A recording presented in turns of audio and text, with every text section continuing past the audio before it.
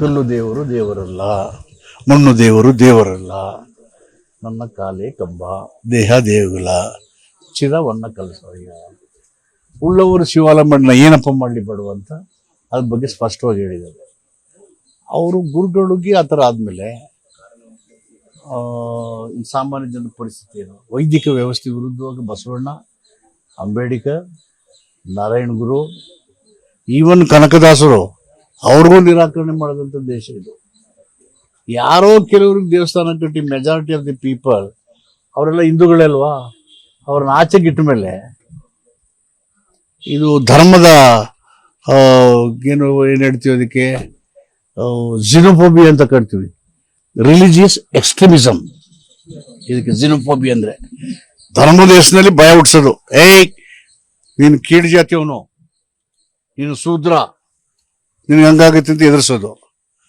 ಮತ್ತು ದೇವರು ಧರ್ಮದ ಹೆಸರಿನಲ್ಲಿ ಇವ್ರನ್ನೇ ಶೋಷಣೆ ಮಾಡೋದು. ಸೊ ಇಂಥ ಅಸಮಾನತೆಯಿಂದ ಕೂಡಿರ್ತಕ್ಕಂಥ ಧಾರ್ಮಿಕ ಆಚರಣೆಗಳ ವಿರುದ್ಧವಾಗಿಯೇ ಬಸವಣ್ಣ ಮತ್ತು ಅಂಬೇಡ್ಕರ್, ಕುವೆಂಪು ಅವರು ಹೋರಾಟ ಮಾಡಿದ್ರು. ಇದು ಶೂದ್ರ ಸಮುದಾಯಕ್ಕೆಲ್ಲ ಮುಟ್ಟಿದ್ರೆ ಸಂತೋಷ. ನಾರಾಯಣ ಗುರು ಅವರು ಸವಾಸನೆ ಬೇಡ ಅಂತ ಹೇಳಿ ಅವ್ರು ಅಲ್ಲೇಕ್ಕೆ ಹೋಗ್ತೀರಿ, ನಾವೇ ದೇವಸ್ಥಾನ ಕಟ್ಟೋಣದ್ರು. ದೇವಸ್ಥಾನ ಧರ್ಮ ಜನರ ಆಯ್ಕೆ ವಿಚಾರ, ಅದು ಅವ್ರ ನಂಬಿಕೆ ವಿಚಾರ.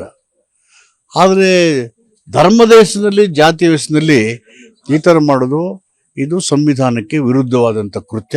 ಇದನ್ನು ನಾನು ಉಗ್ರವಾಗಿ ಖಂಡಿಸ್ತೇನೆ.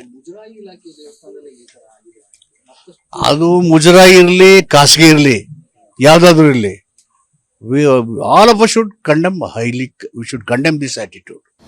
ಅನುಕ್ಷಣದ ಸುದ್ದಿಗಳಿಗಾಗಿ ವಿಸ್ತಾರ ನ್ಯೂಸ್ ಯೂಟ್ಯೂಬ್ ಚಾನೆಲ್ ಸಬ್ಸ್ಕ್ರೈಬ್ ಮಾಡಿ. ಹೊಸ ಸುದ್ದಿಗಳ ನೋಟಿಫಿಕೇಶನ್ಗಾಗಿ ಬೆಲ್ ಐಕಾನ್ ಕ್ಲಿಕ್ ಮಾಡಿ. ಲೇಟೆಸ್ಟ್ ಅಪ್ಡೇಟ್ಸ್ಗಾಗಿ www.vistaranews.com ವೆಬ್ಸೈಟ್ಗೆ ವಿಸಿಟ್ ಮಾಡಿ.